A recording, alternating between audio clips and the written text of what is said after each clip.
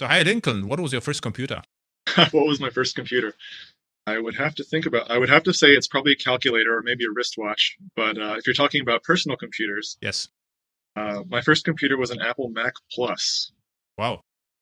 and I actually it was broken when I got it.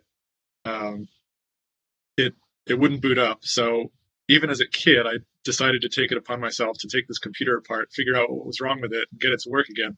And I was probably like before 10, so it's not really I wasn't doing that much to it, but I did take it apart, put it back together again, and hey, it worked. No So kidding. that was my yeah, that was my first computer. I think I just needed to reseat the memory or something. Okay. Yeah, but this is actually a lucky accident, right? Because then you were motivated to do more. Yeah, probably not my defining moment in computing, but it was definitely encouraging. Put Okay. it that way. How you got it? I think actually from my my parents. They were both really involved in the Unitarian church that I grew up with, and I think the church was getting rid of some computers or something like that, and it wasn't working, so they brought it home and said, "Here, if you want to play around with this, go for it." So I did. Okay, cool. And if after it booted, what you did with it? I think I had like a little disc of Apple games Mhm. that I played with, and I think Crystal Quest was the first game I really liked, Okay. and And, mhm. I would play Crystal Quest and Spectre Challenger. I think those were the two games. I don't know any of them. So, what was Crystal Quest? It was like, what is it? Text It was adventures? this it was like this little weird spaceship game, and Okay. it was all kind of done with ASCII, of course, because that was the time. And you would fly this little spaceship around, and you had to collect the little asterisks on the Okay. screen before the other little things would get you, and then you have to escape out of the little hole, Okay. little portal in the middle. And you liked the experience? Yeah, it was fun. It was the first. I mean, I think kids like toys and games, and it was the first game that I really played on a computer, and it was I don't know, it fascinated me that this like screen could do so much. Okay. You could have this sort of ongoing experience, and it was always different. And it was very. I still play games. I just it drew me in. Okay. What you're playing now? Oh man, I'm a super nerd. Uh, right now, I still play an old version of MechWarrior called MechWarrior Living Legends. Okay. That actually, kind of like the open source story, is now completely run by the community and is in true open source fashion better than any commercial MechWarrior game you can buy. Okay. And what is MechWarrior? I have no idea. This is like. It's like people getting into big robots, and you walk around in these stompy robots and try to shoot each other. Yeah. I think I played something similar. It was this was MechWarrior from Sierra, right? Is it from Sierra? I think Sierra had the rights to it at one point. I think I played that 20 years ago. It was like a huge robot where it was nice sound, so you can go into the robot and move with the. It looks like the walkers from Star Wars, right? Yeah, exactly. Yeah, and there's all these different kinds of walkers, robots you can get, and they all have different weapons and different armaments. And this is open source right now? It's not open source. I think that there are still restrictions on the rights, but the community has totally taken over development. Okay. And so you can buy it or download or what? It's free. Okay. Okay, MechWarrior. Okay, this was a good tip actually. So MechWarrior Living Legends is what it's called. Okay. And when you started to code, was 10 or why? I think I was probably actually younger when I got my first introduction to coding. There was a program that our school did where you could, I don't know what it was called, but you had these little turtles, and you could make blocks and sort of like make a maze for the turtle, and you'd program where the turtle goes. And that was my first little introduction. But Logo, right? What got Logo? Yeah. Yeah. Something like, yeah, I think that's what it was called. Well, you remember that. Because with the turtle and logo, this is also where I got fascinated by the computer with the little logo thing. And there was like, move forward or turn right or something. There were the commands. Yeah. And you can draw things on the screen. And recently I thought about logo, and I found ACP logo, I think it's called. And this is open source version on Mac. And the cool story is you can, complete program the Mac computer with that. Not only the turtle, You can have, you can speak and whatever you like. It's more like, the Apple script. Wow. I'm going to write that down and check that out. Yeah, you have to search for something like logo on Apple or ACP, I think logo, ACP soft or something like this. Yeah, I also put to the But show notes. it was right around that time. I think my dad was the one that got me into that Mhm. class or program at the school. But I have this like very distinct memory of when I really got sucked in as a programmer and saw what computers could do. I think it was before that. I was super young, and my dad was working on a little startup company called XMWS, which was the first remote Windows server. Okay. Uh, and it didn't really go anywhere. I think there was lots of competition and the positioning was weird. But anyway, he's in his office working late, and I mean late to me. It was probably like 8 o'clock because I'm a kid. And I remember I went into his office and he looks at me and he says, "Lincoln, do you want to see computer count to 1,000,000?" And as a kid, you're like, "Wow, 1,000,000! That's incredible!" And I was like, "Sure, yeah." So I think in a couple seconds he writes a Bash script that just loops through from 0 to 1,000,000. And as a kid, my eyes just light up. Because it astounds me, and it actually took like 5 seconds, I think, to print from 0 to 1,000,000 because console output was super slow back then. But that's when I was like, "Wow, this is really cool," and I want to learn more about it. How old were you? I think probably like 8. Wow, not bad. So then you got your Apple after that. Yeah, and that was before I got my own computer because I would go in there and he would play with the turtle with me and show me around. He had a bunch of Vax pizza boxes and Solaris pizza boxes that were super old now, but really cool back then. Yeah. I had actually I worked at Sun Microsystems as a trainer, so I had not the pizza boxes rather than the workstations. So those were like the little towers. Yeah. So this is what I also enjoyed. So cool. So why you played then and not tried to count to 1,000,000 or even 2,000,000? I don't know. As a kid, you have always so much going on, and I don't know when. I think it was when I was getting ready to go to high school, and we all had to get one of these Texas Instruments graphing calculators. Yeah.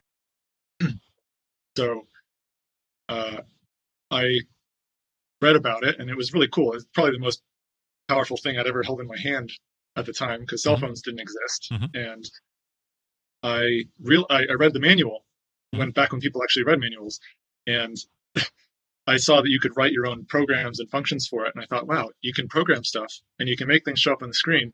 I should try to make a game. And I did. I tried to make this little game where you have this spaceship that moves around and shoots little laser beams up as stuff falls down. Okay. Like Galaga, except a 13-year-old's version of Galaga, which was really bad Galaga. But that's where I went with it at first. Was it BASIC? My first program. I think it was BASIC, actually. Whatever BASIC came on the TI-83 calculator. And what was the name of the calculator? TI what?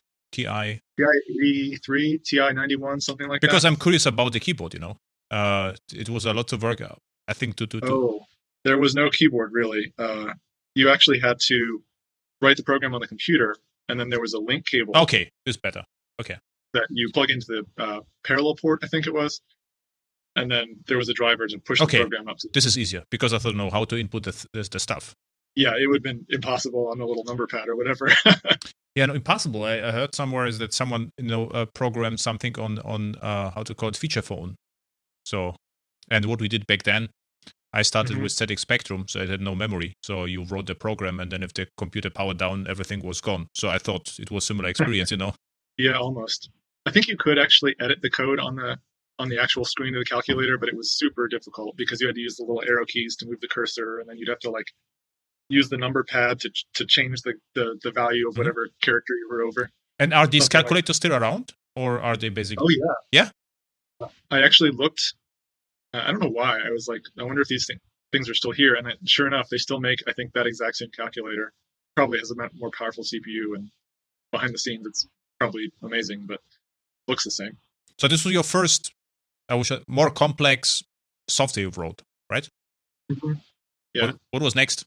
Next, in high school, I did a bunch of programming classes. which they actually offered in my high school. I went to a private school, so I was pretty lucky in that regard. My parents had the foresight to and the means to send me, and I think we like the generic C++ programming and sort of object oriented design and In high the school? basics of. Mm-hmm. How old were you in high school? So when high school starts and when it ends? So 14 years is when it starts. Okay. And then it ended at 18, and I Okay. was 17 when I took the class. Okay. So That's doable. that was that's pretty reasonable. That was the programming basics, and then I just knew it was what I wanted to do. So I actually the school offered the option to do an independent study, Mhm. and I had them create this independent study programming class for me and a couple of friends, Mhm. and we wrote a multiplexing socket chat server. Mhm.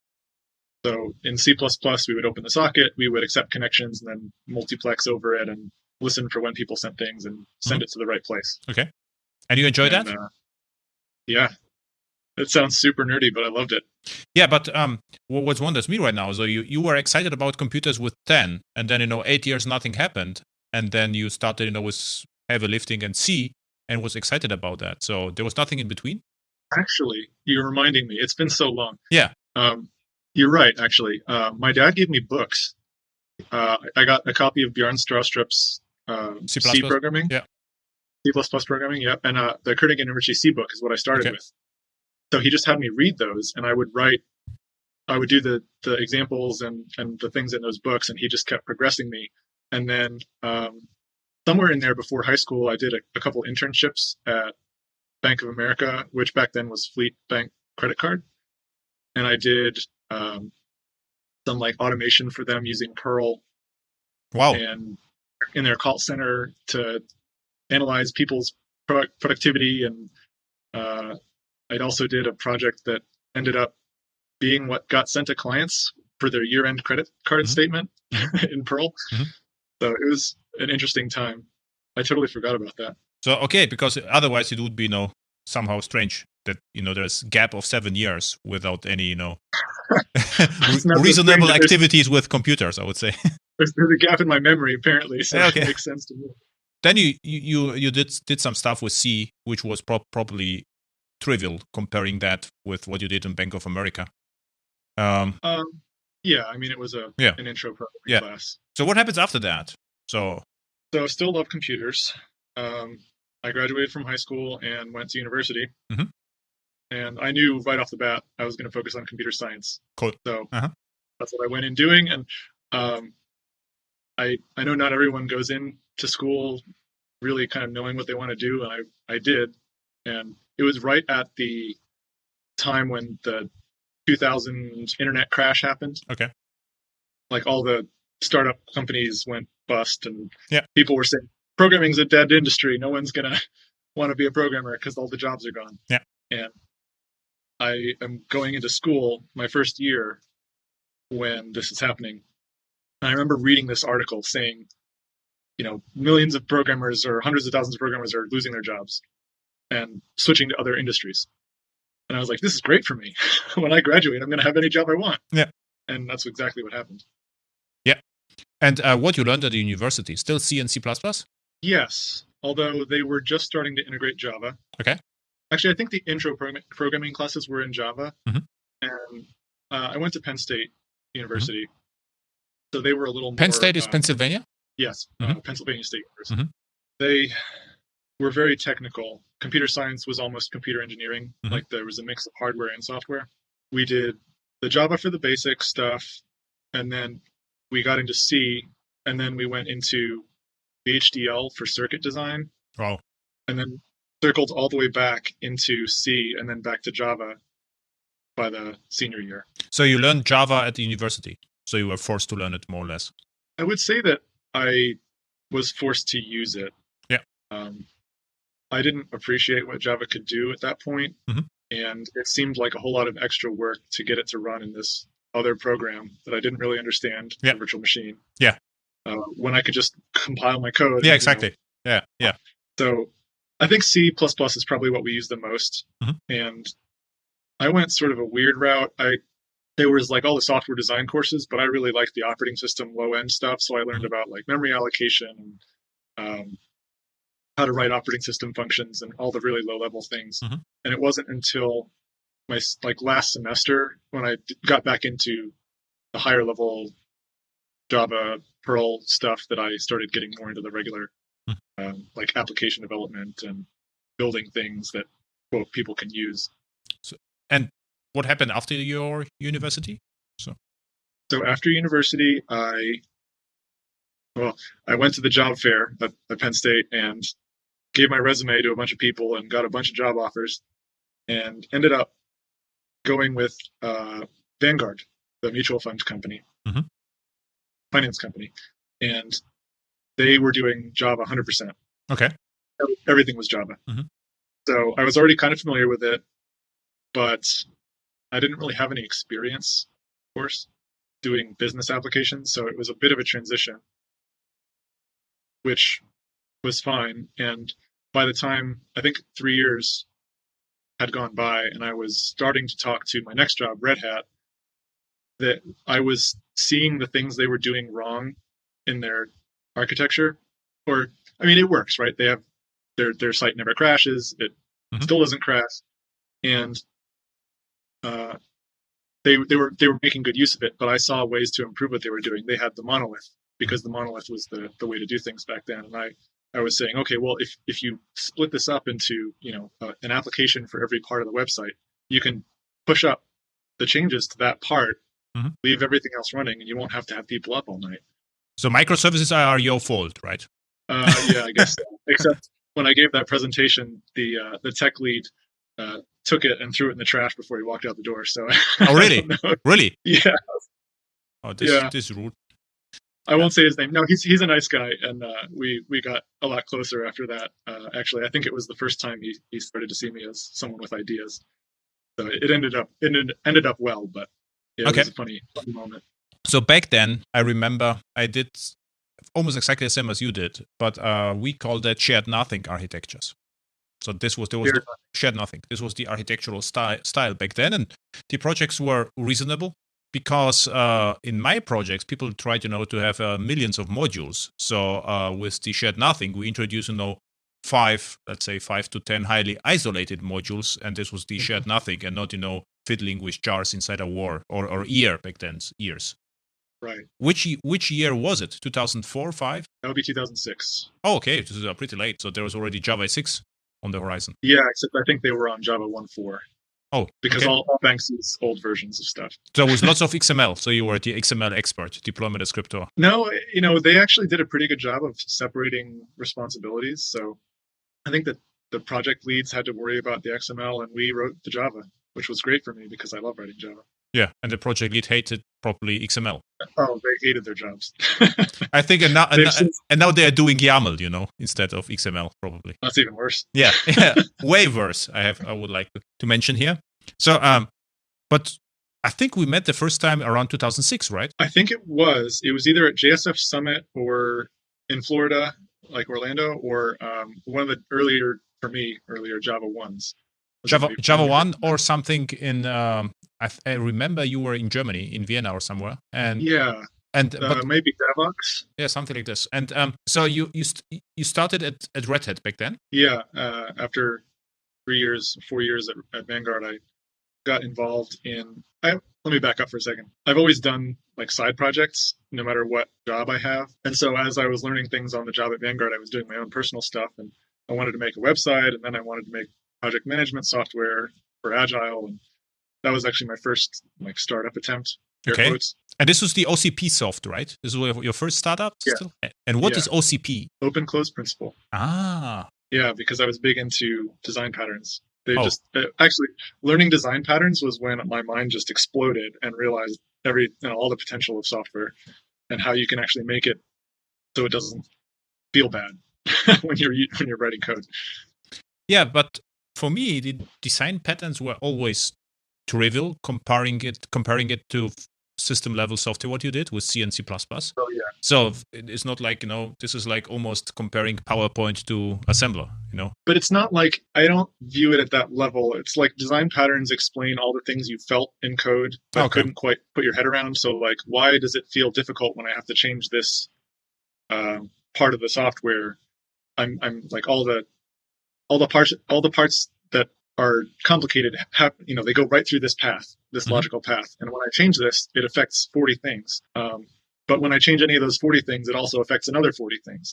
And design patterns for me were the moment where I realized, okay, you can actually break that out into a separate testable piece and then not worry about all those other 40 things because there's a contract that you've established that really helps encapsulate is the word, all the complexity. So you can do that at any level of programming. Yes. Maybe not assembler, harder to do in assembler, but even C programming, you can do that. It's just a matter of taking the time. So interestingly, you asked me before the show what I'm doing right now, and for me, it's not like I'm not introducing a lot of patterns. I'm removing them.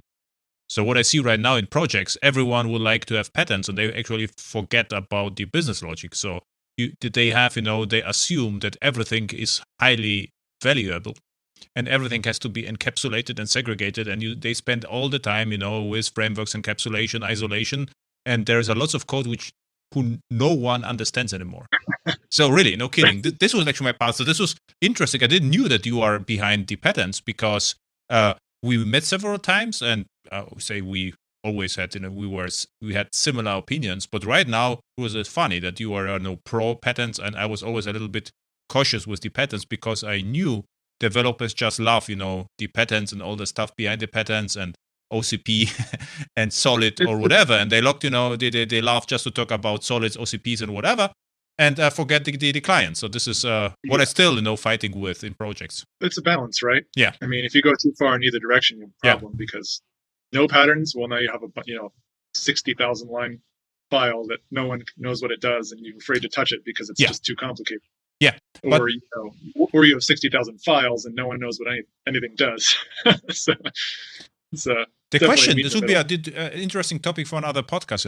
What is better? I would almost say, one file which is properly named is easier to understand than 60,000 files with generic names, impls, ifs, and whatever. Because I guess it depends. What I have experience with, sometimes I coach internal teams, because they would like to program again. And so what I do, they inherit software from external software providers. So this is sometimes the story. And what I see is that the internal people, they are usually had never that time, to write software. So they started to write the software, but they have excellent knowledge about the domain, target domain. And what they do, they choose good names. They have no idea about Java and the patterns, or they will never name something, like abstract, factory, whatever.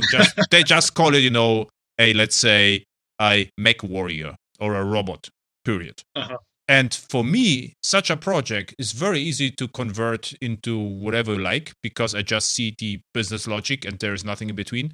But if I see, projects from external partners, created by architects with predefined templates and layers, it is really hard to tell what the project actually does. That's true, because the language of the design or the language of the patterns ends up being more of the description of what things actually do than, and if it's improperly named or the names aren't useful, that's just the worst. But it's like you have this sort of, you write comments, right? And the comments are supposed to describe what the code does. And then all of a sudden the comments are wrong. So you go in and you update the comment, and maybe you rename the method to be what the code does. And then you realize that now you have 3 different ways that you want that method to work in different scenarios. So you break those down into classes. Yeah.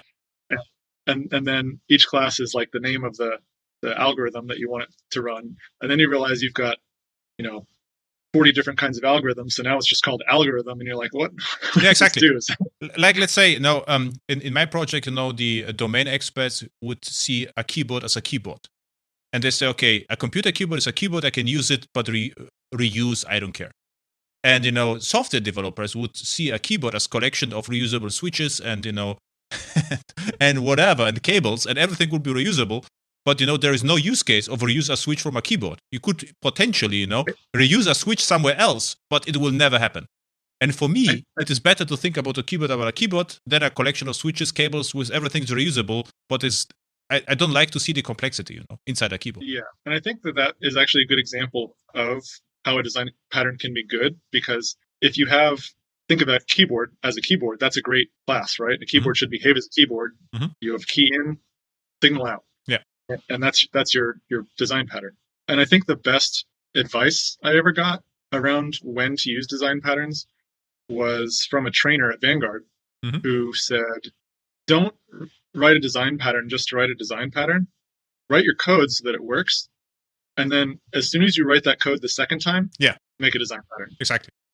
Or 3 times. Yeah. So, and this was or 3 times, whatever. This was back then, I think, Atlassian, the company. There was an interview with them, and they had similar, what they do. They copy the code 3 times, and if they see, a pattern which arises, they think about, this is actually great advice. So never write, abstractions first. Just write the implementation first, and then think about the abstraction. Yeah. So it was an excursion to design patterns because you wanted to write project management software, and your company name is OCP Soft. And I wondered always what this OCP does mean, and now we know it. So did your project management software actually work? Short answer is yes. Okay. It did work, but it definitely didn't go anywhere. Okay. That's a pity because there are lots of successful project management software, right? It worked. We did it in Java. I think it was J2 EE back then, but Java EE, now Jakarta EE, right? Yeah. But Java EE what? 5, 6? 6? I think it was 5 to 6 around that time frame. And which front end you choose? Java Server Faces. Okay, always. You like Java Server Faces? I did. I still do, actually, if you're going to be doing, server-side templating and that whole thing. I think there's definitely a good place for it. Yeah. The component approach is great if you want to make a separate team to make your components and, all that kind of stuff. Absolutely. Another story, because you said startups. So sometimes I coach startups, and they ask me what to do, and they don't care about Java. But I showed them JSF. And they are absolutely delighted. It is incredible. I just copy the code and data binding, everything works, validation, everything works. Yeah, but if you would like to customize the components, this is where you have to think twice whether this technology is right for you. And what we end up doing several times, we use JSF for back office applications, which don't have to be pixel perfect. It's just typically CRUD. And the clients facing software, we use something bare metal with JavaScript. And this worked excellent. And where JSF was not that successful is where, JSF was chosen by an architect in a central place without showing the users, the components. And the users expected different behavior, which and the behavior couldn't be fulfilled or provided by the component libraries. And then developers had to extend the library, and then everything went south. Yeah, then it gets complicated because you have this intersection of Java with HTML templating, and then you've got JavaScript that runs. And you create your own fork actually. And if the provider upgrades your component, then everything, then forget about that. So that was the actual problem of JSF. Actually, problem of any code generation libraries, right? So this is and I'm sure we'll talk about code generation later because that's a big part of my Red Hat story. But this software, it was called Social PM, Social Project Management. Because back then, I think we had Rally Dev and a couple other of the big agile softwares that were really uncomfortable to use. I'll put it that way. And I said, oh my God, it'd be so much easier to do better. And really, it was easy to do better. The software worked, but it was in the early stage of my career, and the 2 people I was doing it with, one of them got married, one of them got divorced. And we just kind of fell apart as a team, and I couldn't do it all by myself. Okay. That's what happens. Yeah. So what was your next OCP, or what you did at Red Hat? So we can switch back and forth between OCP and Red Hat. Because what I remember, you gave me, if I met you the first time, your business card. And this was the business card from OCP Soft. And I said, how it is possible that you are working as a freelancer? Exactly. This is exactly this business card. And how it is possible that you are working as a freelancer for Red Hat? Or what's the deal? So I couldn't, And we had a brief chat because you did, I forgot what you did, the code generation. We generated Maven. You remember? Yeah, it was. How it was called? It generated Maven-based projects for Java. It was called jboss Forge. Forge, exactly. This is where I got the business card from you, and then with a brief conversation. It was in Munich for unknown reasons. In the underground metro. I don't know why we met there. I have no idea. I exactly know where it was. It was underground, and you gave me a business card, and we had a brief chat about jboss Forge. And I say, okay, I don't use such a thing usually. I just create simple Maven project. I say, but take a look at Forge and we had a brief conversation. I think there were the JBoss days or something. It was organized open source thing from and it was. I think it was one of the JBoss community conferences. Yeah, I exactly. can't remember what they were called. And I was in Europe with Andrew Rubinger, who I noticed you spoke with a couple months ago, and Dan Allen, and a couple everyone else from JBoss R&D group, and we were just doing a tour of conferences. I think we went to Bulgaria, Vienna, back to back. We did some student JBoss user group presentations at universities. We went to Stuttgart and a couple other places in Germany. It was a nice time, right? It was a great time. Yeah. It was a lot of fun. I missed that. Yeah. And now we have with the pandemic, we have the exact opposite story, right? No right. travels. That's why my hair is so long. I've decided that I will not get it cut until the pandemic is over. Oh, my hair is usually way shorter than now. So I cut it shorter and shorter during the pandemic. So, is that possible? It's pretty short. Yeah, it's possible. Tomorrow it will be getting even shorter. So, but I do it by myself. It takes about 5 minutes. So this is a great story. Optimization, Yeah, right. Agile. No, this is the most optimization. Just don't ever cut it. Yeah, but it's too hot. It is too hot. Yeah. What you did at Red Hat and why you started at Red Hat? Right. So I guess that gets back to the social project management stuff. The whole time, I have side projects for my side projects, and as I was developing this project management software with my two friends, we were using JSF. I think we were using Spring at that point because I didn't understand what a DB was, and CDI didn't exist. Dependency injection frameworks for everyone else who's listening. What questions, because you used Spring back then? I always wondered myself, back then Spring in the XML, this was terrible. Mm-hmm. You had to write more XML than Java. I get constant questions back then. Why I'm not using Spring? And I know projects where XML was longer than Java code. I said, for me, it was like, the question didn't make any sense to use Spring. This was right after they introduced auto inject. Mm-hmm. So you could just write auto inject star and then put your injectable annotation on the class, and it would just show up. But back then, if they introduced the annotations, I don't know whether you remember, Spring was against annotations. They said this is slow and this is not production ready. So and for me, it was, what are you talking about? The whole conversations about annotations are not fast or whatever the problem was. And what I remember as well is this the auto-wired, I think. The auto-wired was what it was called. Yeah, because back then there was this add inject, and in, out, and auto-wired. And this was for a long time was not advised to use in production. So Spring was a long time against convention of a configuration. They say we have, to define everything clearly. And for me, convention of a configuration or configuration by exception, this was the only thing to do. So for me, this is why I really liked the whole starting with Java E5. I didn't care about EJBs. I just wanted to say once add EJB, inject the thing, and forgot about that. And at all conferences at the beginning, I killed all the interfaces. I didn't care at all about whatever enterprise. I just wanted to have, add EJB without any configuration, and this is what I like to have. And I couldn't understand at all the whole argumentation with the, XML back then and flexibility, whatever. So this is why I was curious about.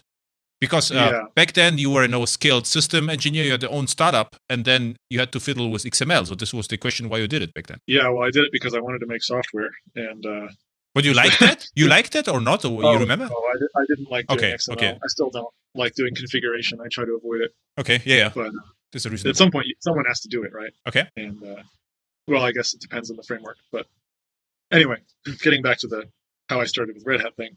Yeah. I'm developing the software using this technology, and we started switching over to Java EE instead of Spring because it was just getting easier and easier. And you're using Java server faces, but this was before Java server faces really, I'll say, before you could use it like a website. Okay. And I make this distinction between a web application and a website because a website shows you the information. Maybe you can interact with it a little bit, but a web application assumes you have a session, you are storing information, you're going to be there for a while. And that's just not an assumption that you can always make on every page of the site. So I wanted to support statelessness in the web application using URLs. So I started writing an extension for Java server faces because, like everything in Java, you can extend it. And I created the first Pretty Faces library. Remember that, right? Which I probably talked to you about way back then. That would let you, with XML, of course, just write a little URL pattern with asterisks for your wildcards, and then you could specify the internal page, XML JSPX or something like that file that it would render, and you could bind the data from the URL into the beans on the page, and it do validation and all kinds of stuff like that. Now in JavaScript, it's called routing. Routing, yeah, that's true. I know that. I do a lot of JavaScript these days. Okay. That was the side project to my side project. But this was very, very popular.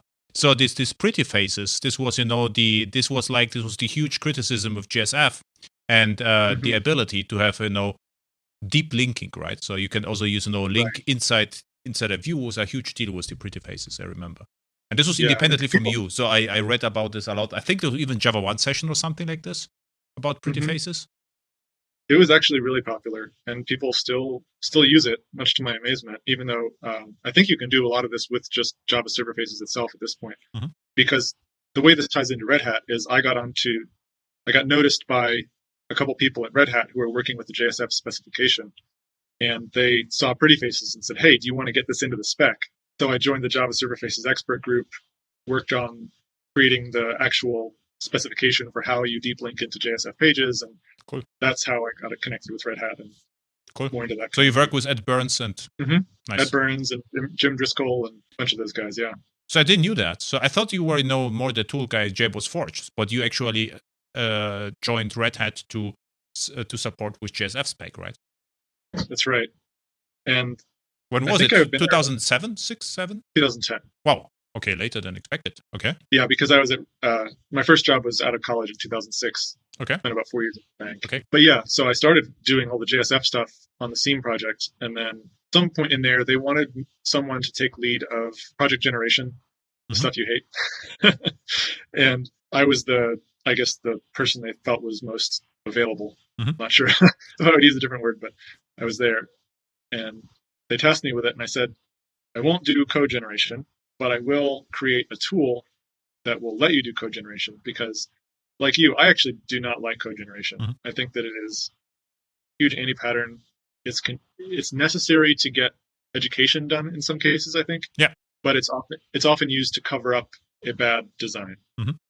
There's so much code required. Interestingly, why is the case? Because if you are able to generate a lot of code, it means there is somewhere the application, right? Otherwise, you wouldn't generate anything. So I remember at the J2E 1314 timeline, I created a lot of code generators because you were able to generate it from one single class in the UML diagram, a lot of artifacts, You could generate interface, implementation, deployment descriptor, the vendor-specific deployment descriptor, and even service locators and value objects. So there was 1 to 10 ratio almost.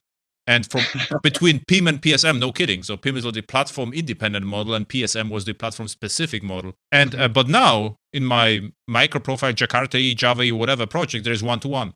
So it would be one class, which is one annotated class. So there's nothing to generate, right? Right. You just type it up and you're done. Yeah. There's like one class, and you could generate the class stub. But I mean, I'm faster typing than drawing. Okay, sorry. But I would really liked in your JBoss Forge stuff. It seems like it was bidirectional. Yes. The difference that JBoss Forge had between other code generators was that it wasn't just a generator. It was actually an interpreter. It was a full-blown project tool. So it would understand the configuration and some of the class relationships in the project, and then use that to make decisions about how to generate more code or alter code that you had. Which made it really complicated. And ultimately, I think was one of the reasons why more people didn't use it, because it was just a little bit, you had to do more work. It wasn't, everyone wanted something where you could just, like if you're a project team and you want to generate quick starts. Yeah. You don't want to have to program smart tools. You just want to generate your quick starts and let people, get their really quick app running.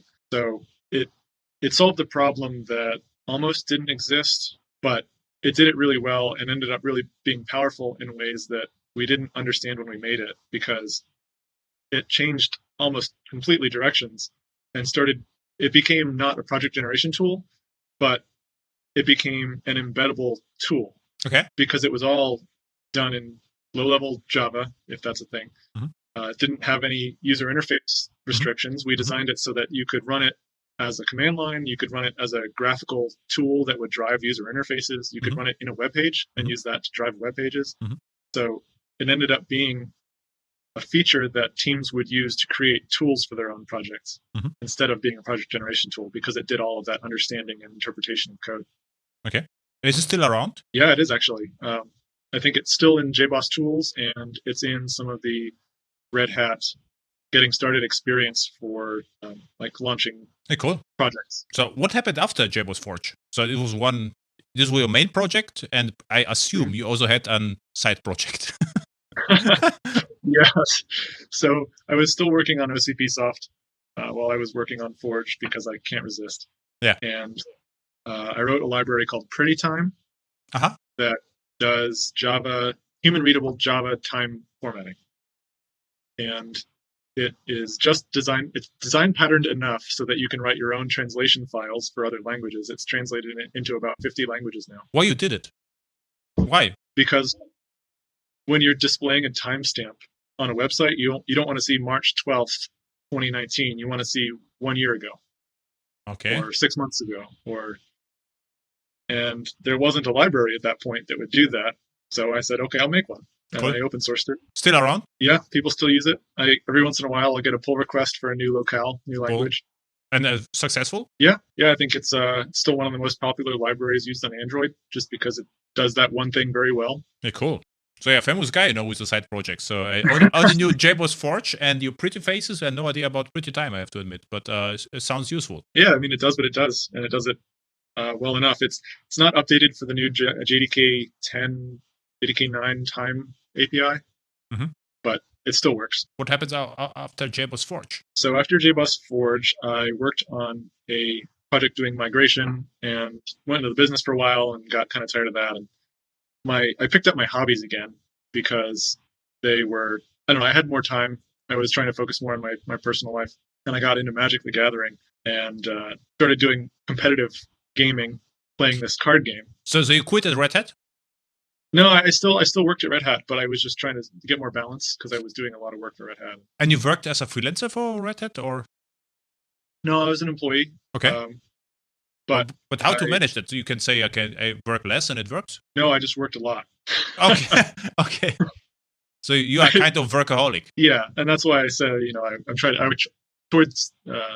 In what I'm describing now, I was trying to get some balance back into my life and not work 12-hour days and that whole thing. So I did less side projects and more fun hobbies, and I got into Magic the Gathering. And then it didn't last very long, the balance, because I started to see things that I could build for Magic and apps that would help people enjoy the game.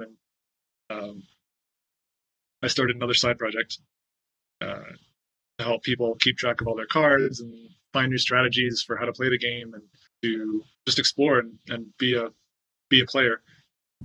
And I put an app out on the App Store because I'd always done backend stuff with Java, and I really wanted something new and to change a different perspective on development. So I said, okay, I'm going to make an app. I'm going to do it in JavaScript, TypeScript, and that was my new project. I put it in the App Store, and people started downloading it. And then a lot of people started downloading it. And then I said, wow, okay, this is probably something I should look at in terms of a business. And ultimately, I started wanting to work on that more than the Red Hat stuff, and realized that I needed to follow it in order to take the next step in my life. Okay. And you quit Red Hat now, or? And when it got to the point where I said, okay, this is now making money, I quit Red Hat. I said, okay, this is the time. If I don't do this now, I'll never do it. I quit Red Hat. I went full time on this project, which is called Top Decked. And it's now been almost 2 years since I quit. It's still growing, and there's a new launch of the software out that I actually sent you the link to before our call. And it's almost ready. I think next month is the date. What interests me, so after the JBoss Forge experience at Red Hat, so you just had some project management jobs, but nothing more product-based, right? Or what you did? You were involved still with Java, EE Java, or? I did actually have a few more projects at Red Hat. I did the migration toolkit for jboss application server, which used actually a number of my open source libraries from my personal side. What's the name of the project? It was called Windup. Yeah, exactly. I asked because one company asked me about that. So Windup. So this is from you, okay? Interesting. Well, actually, it was started by a guy named Brad Davis in the Charlotte office here, and he's in the consulting group. But there was no product team around it to turn it into something people could actually use. So again, they turned to me and said, "Hey, can you take this really good concept and turn it into a product that our customers can actually use?" Because we had a lot of customers asking for it. And I did that for about a year and a half before I ultimately quit. Okay, so you did this Windup. This was the project after jboss Forge, and then you quit. Yeah, and it used Forge internally, again, to understand the projects and, redo all the configuration and spit out the configuration that would take people from IBM WebSphere to jboss. Yeah. Okay, so now and then you started with Magic, you said, right? Yeah. And you said you wrote something backend and frontend. So what you used for the backend back then? Well, I feel like a traitor on your podcast, but I did it with Node.js. Okay. And it works. Yeah. I miss a lot of things about Java. Yeah. Why you did it with Node.js? I did it with Node.js because for the research that I did in building apps at the time, there wasn't a lot of good interoperability between the different platforms. So Android, iPhone, BlackBerry, Windows Phone, all these different things. And the real path forward, and I still believe it's the path forward, was a hybrid app. So not an app written in native Android Java or iOS C# or Swift now, I think, but a web app packaged in a shell of a real app that runs a website. So that meant HTML and JavaScript, and then the server side stuff I considered doing in Java, but I said, if I'm going to be writing code that works on these objects in JavaScript, I'd really like to be able to reuse that logic on the server as well. And so it made sense. I do a lot of JavaScript as well. So, but what I do, I have backend services, REST services with the API, and the front end is more or less like a fat client. And what I use in the front end, I don't use any frameworks because in larger projects, my clients don't have the time or resources to constantly, migrate from one version to another. And other frameworks are too small. Often, 2 people involved in a framework, so if they just lose interest, it would just be problematic. So what we use is web components, basically, and with lit HTML. This is like a small library from Google. It's really nice, but not the lit element, rather than just the library, which is just like ES6 string template literals, but more powerful, and just plain Redux. So we have 2 or 3 dependencies, and with that, what's really interesting is if I show this to Java developers, we see the light, because it's exactly like Java. It's no crazy some cross transpilation or whatever. It's just what we had for years, and they are very, very productive. And we are using Fetch to talk to the backend, and with exactly the same design patterns in backend and frontend. So this is actually my stack. So I was just curious, what was your decision? Now, do you find that you've created a lot of? You say you use web components. Do you find you've created libraries for yourself that you take around and reuse on projects? I hear this a lot, and not at all. What I create is I have one class which I actually copy and paste and adjust, because it's more or less like, I would say, 60 lines of code. I already thought about to create an NPM module, but it is too trivial. And this I call, OCP element or airhacks element. This is like my, domain. And what it just does is it connected callbacks. It subscribes to the Redux store. On every change, it calls render, which is overridden in the subclasses. And this is basically it. And lots of console log and group start and end. So we have a nice tracing. And this basically all. So for me, I thought about, somehow exposing this class, one single JavaScript class, but it was not worth. And if I just start with the class and show them to developers, they see, okay, there's nothing behind it. I would start with NPM module again, There's a little bit too much magic at the beginning for larger projects. Right. But with that, we are crazy productive. That's the thing. And I get more and more requests for the front ends, and even talks. I was at a JavaScript conference. Imagine, I as a Java developer, international JavaScript. Yeah, and I always brought the samples from Duke. And someone asked me, "Who the hell is Duke? Why are you talking about the Duke?" Sorry, what's this weird clown? Yeah, no, they never say the mascot. I just say Duke, hello Duke, and they say, "Who is Duke?" And they said it was for them. They didn't knew that you can achieve a lot without frameworks. So this was curious in your what you are actually doing. So just try that. So I would say now it's probably too late because you have your app. Too late. Too late. But what we do, migrations from Angular to web components, we keep the skeleton going, and we write the new stuff with components. And there are even routers, which comes. Do you actually know Vaadin? I'm familiar with it. Yeah, it's a JSF framework, or it was. Well, not JSF, GWT like JSF. So it was similar to JSF. Yes, but that's right. What I did is you can just pick from Vaadin just the web components, and they are great web components without the Java backend. And I always thought with Google Web Toolkit, actually, and there's two ways to look at it. I thought Google Web Toolkit was an amazing project. They had this whole Java to JavaScript compiler, and then they had all these components. It didn't make sense together. No, just one thing and then the other thing, and they were both great separately, but together they were really weird. Yeah, and for me, Google Web Toolkit was technology from hell because client asked me as a consultant, help us with GWT, but this is no way if something breaks that you can actually understand what's going on. It was the same story as Angular. If there's something happens inside, no one knows what happens there, and this was the problem with Google Web Toolkit. But we take, for instance, the router from Vaadin, just great little web components, and this works well. So a question to you: would you choose Node.js again, or would you just use Quarkus or something like this? Actually, one of the questions I had for you here is. I've been on break from Java for about 4 years. What's changed? And with what I know of Java now, I would say yes, I would make the same decision again, because I've been able to really write some really messy code that I don't like, but get something up and running really quickly. And I wouldn't have been able to do that in Java because the thing that Node gives you, which is something I really like that Java doesn't give you, is the ability to drop typing. In JavaScript, you don't have to use types. Even I actually use TypeScript because it lets you type, but you don't have to. So if you want to just hack something and see if it's going to work, hack it up, no types. I have something for you. So this is way back.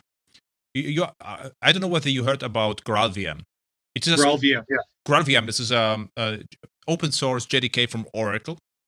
But the cool story is what I do right now is I can actually start in Graal JavaScript, and you can start Node.js. And this is highly compatible Node.js. So this is like, per accident, I compiled all my Angular consulting project with GraalVM for 1 year without knowing this. So this is really highly compatible implementation. And the cool story is you can mix and match Java and GraalVM. What I did, for instance, in my recent microprofile online workshop, I use GraalVM to load Mustache. You know Mustache? The template library? Mustache. Handlebars and Mustache. It looks like, And to render blog posts, for instance. So what I did with Nashorn back then, now I did with standard JavaScript libraries, and it worked extremely well. So for you, take a look at GraalVM. And feedback to Node.js. What I actually did for years, since you are away. So for startups, if I code something with modern Java, they say incredible how productive this actually is. So there is no way to use Node.js actually. For me, I cannot just imagine that Node.js could be as productive as Java is. So this is why I'm asking you why you did it. I thought you have specific requirements. And what I thought what you are doing, this was you do like how it's called isometric or something, where you are writing components which are rendered on the server. Then you, for instance, React can do this, and Angular can do this. So what they are doing is like what we did with JSF. They can do it right now with web. So they are starting, they are rendering the components on the server and sending HTML back to the client. What you did, 20 years ago with JSF, now it happens in JavaScript. And I thought you are doing this. But without that, I think Node.js is, I would say, pointless in my project. And with Quarkus, Red Hat, if you would, be 3 years longer at Red Hat, you will find technology called Quarkus. You heard about that? I've heard about it. And if I'm not mistaken, Quarkus is a very slim version of Java that compiles to native code, right? Yeah, but this would be a little bit boring. Yeah, it could also do this. What Quarkus actually is, this is one of the most genius projects at Red Hat, I would say right now. All the guys who probably knows, the Emmanuel Bernard and whoever did something with Whitefly or whatever in Red Hat. Now there's everyone runs Quarkus. So this is the common integration point. This is my opinion from outside, or what I observe from outside to about Red Hat. And what Quarkus does, this was the genius thing. You can still use the old, let's say, Java E or microprofile. It's very similar to Java E APIs. Mm-hmm. And what Quarkus does, it optimizes everything at build time. And at runtime, there is no reflection, just one class loader, and everything is optimized. So what it means is, if you start a Quarkus application, which is mid-range CRUD application, it is smaller than empty Tomcat. And in my projects, and the native is the next step, because Quarkus already knows all the dependencies. It can pass, the dependency graph to the GraalVM again, and GraalVM creates a static image, and this is smaller than Node.js and starts in tenths of milliseconds. So this is, but the genius is, you don't have to use esoteric libraries. You can still use, a JBoss Forge or whatever you had to create the application, and you get highly optimized runtime, and this is which takes off like crazy, right? Yeah, I've heard about it. So that's the one thing I've actually heard about since I haven't been there. Mm-hmm. But I'll have to take a look at that. I just want to get back to the choice to use Node again. It really, I love Java. It's super fast. It's unbeatable in that way in terms of and I think it's actually unbeatable in developer productivity in a lot of ways too, because it just does so much right in the way that the language flows. They've improved it a lot with lambdas, and I wanted to use Java on the back end, but I found myself translating files from the user interface into Java, and I didn't want to have to do that anymore. So I just said, okay, I give up. I'll just do the JavaScript on the back end too. For me, it's almost identical. The only thing which I miss in Java from time to time is the structuring. The syntax that you can destructure an object. This is, but everything else is almost identical. And that's what TypeScript gave to me. I don't know if you've tried TypeScript. It's yes, Microsoft. But I'm minimalistic, so like you. So ES6 Plus is just good enough, and this TypeScript introduces another cross-compilation step, which we have to care about. True. And what I do in my projects, we have no browser sync and nothing else. And the developers cannot believe that they don't even need NPM on their machines. So this is a complete new world. And ES6 wasn't out when I started this project. Yeah, exactly. Because it was 4 years ago. So and ES6 is available in all browsers. Yeah, which is great. It's universal now. Yeah. Now I would like to learn something from you. So you get us a little education about Quarkus. So what is magic? What is magic? You mentioned a game called Magic, and you wanted to dedicate more and more time, but for me, it's not understandable. So if I have the choice, between Quarkus and Magic, I usually say no Quarkus. No Magic. Always no Magic in my talks. But what is Magic? What is it? So Magic: The Gathering is the original collectible card game. Okay. And I will just pull a card up here and show you. I'll describe it so that everyone else can see what it is. But you have all these. It is audio only, but I will transcribe what it actually is. Okay, so show me the card. Yeah, so you've got this card, and it's a creature. Yeah. Uh-huh. And when you play the game, you have all these different kinds of creatures and spells and enchantments. And the premise is you are a wizard. Okay. Essentially, they call them planeswalkers, and you're doing battle with another planeswalker, another wizard. Sit across the table, and you cast your spells at each other, and you attack with creatures, and you defend with creatures. And the objective is to get the opponent, your friend, down from 20 life to 0 life. Okay. And you do that using any number of. I think there are almost 20,000 unique cards in the game now, Oh, and every card has different abilities that change the rules of the game. but how to start with it? Would I have to buy Magic, the game, or how it works?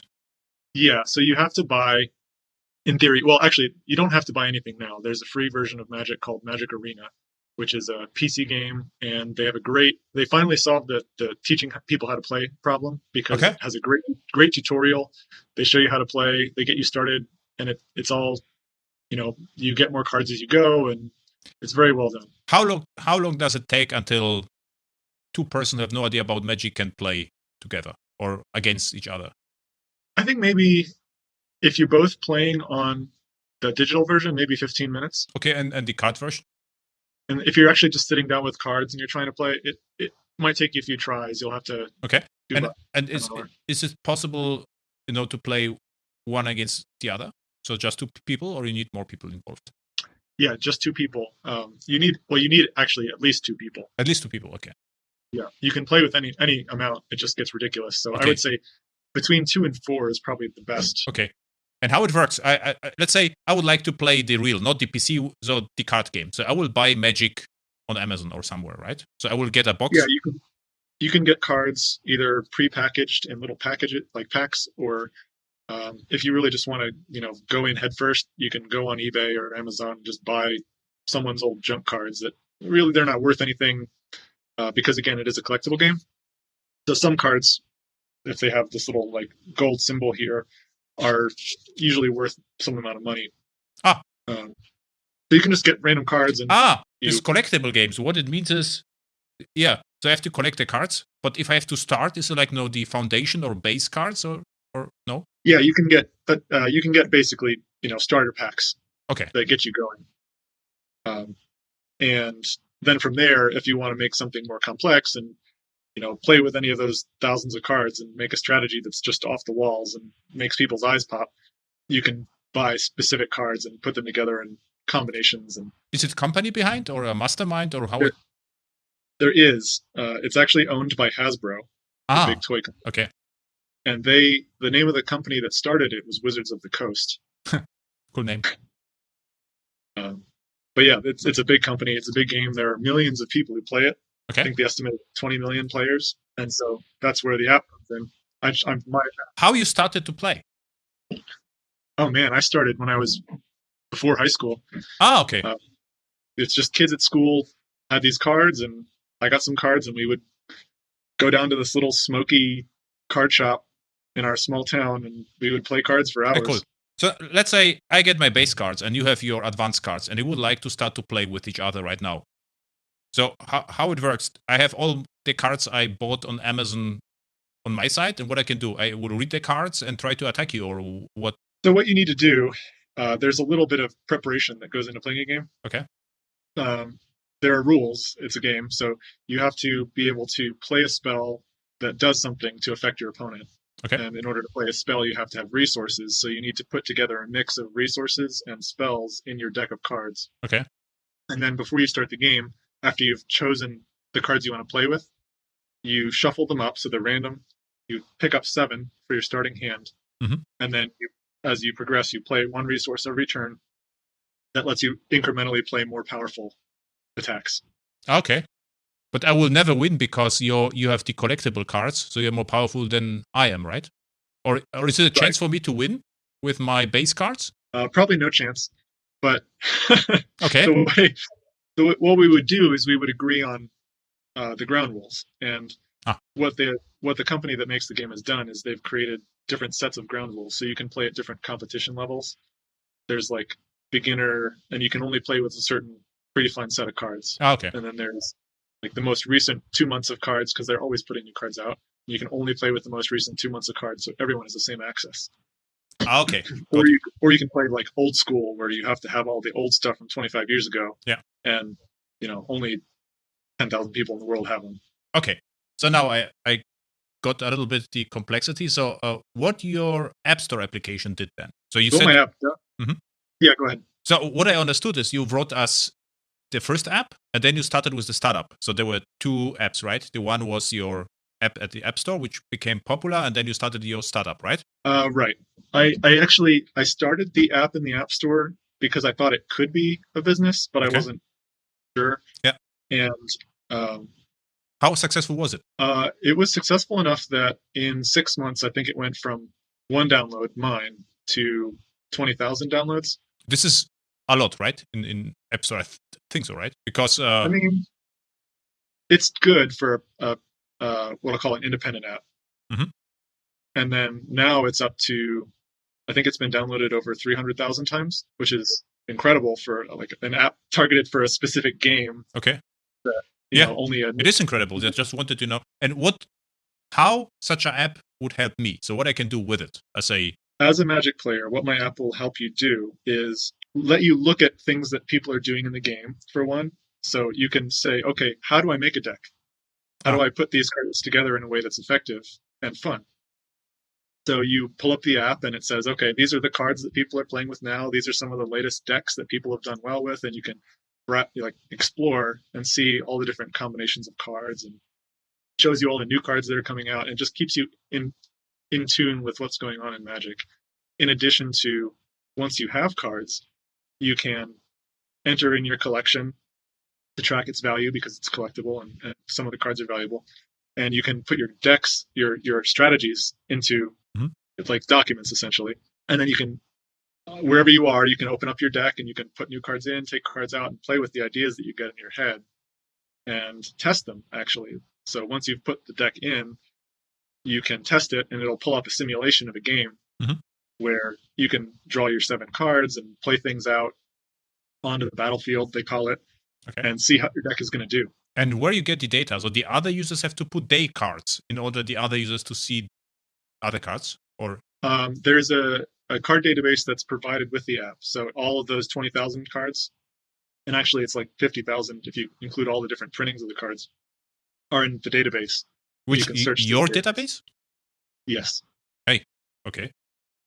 And you scan the and that cards? Data, well, there's a lot of free resources online that people publish information. So I've imported from a number of them and created, I'll say, a comprehensive list with everything kind of unified to the same format. Okay. And now your startup, is it related to the app, or is it something different? It's the same thing, yeah. Okay.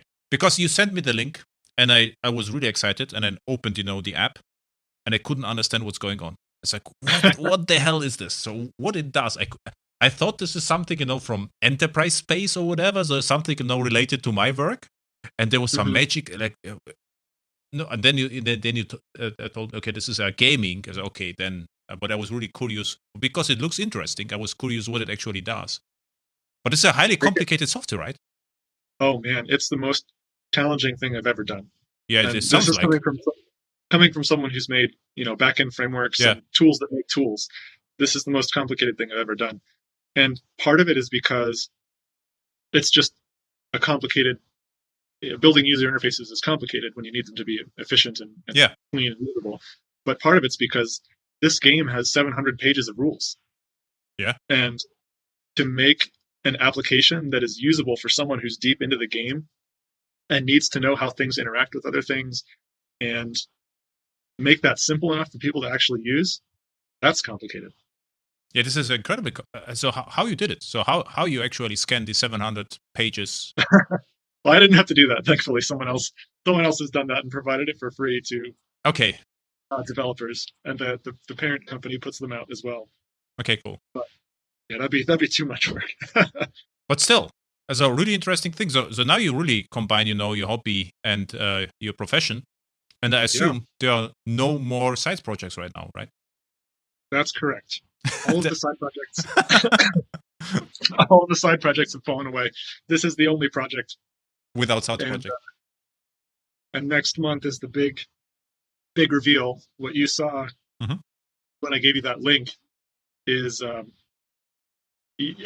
created an account for you, so it skipped all of the hey, what does this thing do, and how do I start? It just kind of dumped you right into the thick of things. Okay. But there's a lot of work that we're still doing to create that whole experience of like, what's the value of this as a player? Why should I even make an account? And then why should I pay for it? And it's additional complexity. But I think if the game is that complicated and has so huge following, it is an old game. You told me right now that you started at high school, so it has probably 20 years or something. And 25, yeah. And how many cards? 50,000. And you have to buy new cards, right? How expensive are the cards? Yeah, there's you can buy packs of 15 random cards. Yeah. For about $4. Okay. So I would say then it's absolutely added value to buy something which make it simpler, right? To save time. Mm-hmm. Yeah, because you're spending money on this game. Yeah. And the whole concept, one of the value concepts of the app is, if I'm spending money on this game, I want to know that I'm spending it on the right things. Am I buying a card that's going to make my deck or my strategy better? Am I buying cards that are going to make me have more fun with my friends? Yeah. So try it before you buy it is essentially why you would buy Top Deck. So it's like an expert simulation system for Magic. Except the expert is you. Okay. But yeah, it helps you explore and try things before you actually put your hands on the cards. Mm-hmm. Can you give our listeners, I don't know what you can give. Is there something they could get if they have interests in Top Decker? Yeah. Or? I can give them well, anyone can sign up for an account. It's free to use. I fully believe that I want the software to be usable for free, but cool. I'd be happy to give listeners a discount code for, send me the email and I will put it to show notes, or you can. Sure. Yeah. Yeah. So we just will promote your game. But sad news actually for you, because I mentioned Quarkus and Graal. I think you have a new side project, right? Oh my god. I'll never finish this app. Yeah. So, but actually, before I go, I want to say one last thing about where I want to take this app, because I talked a lot about what it does. Mm-hmm.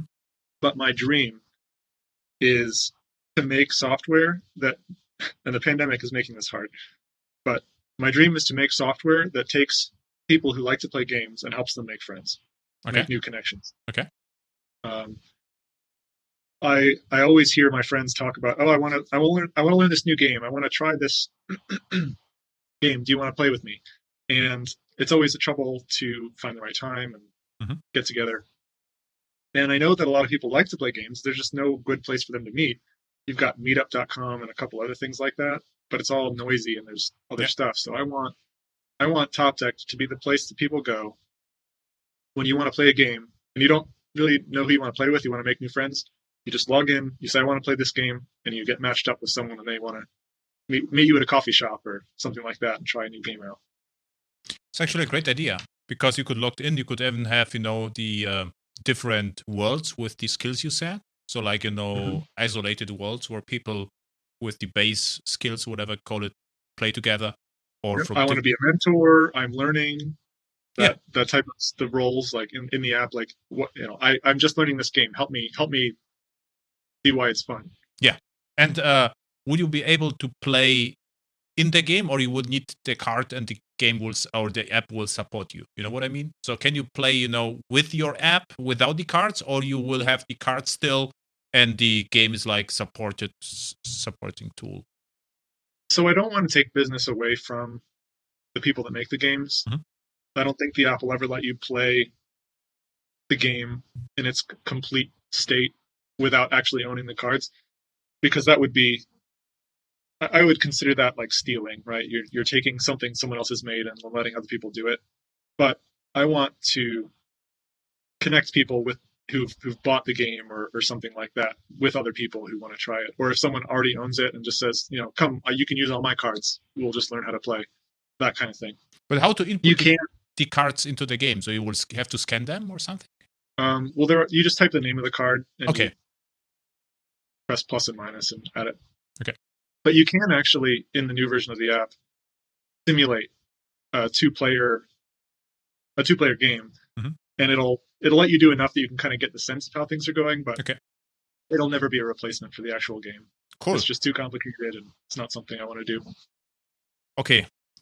We should talk again, I would say, if you become, something, a listed on the Wall Street, for instance. Like OCP soft. Nasdaq. Right. Nasdaq. And what's that? No, it was fun conversation, and the next time we could focus actually on adding JavaScript or backend if you have some experiences with Quarkus, and we can talk about more deeply about web components and TypeScript or whatever. Definitely, and we can have a battle about object-oriented programming and design patterns.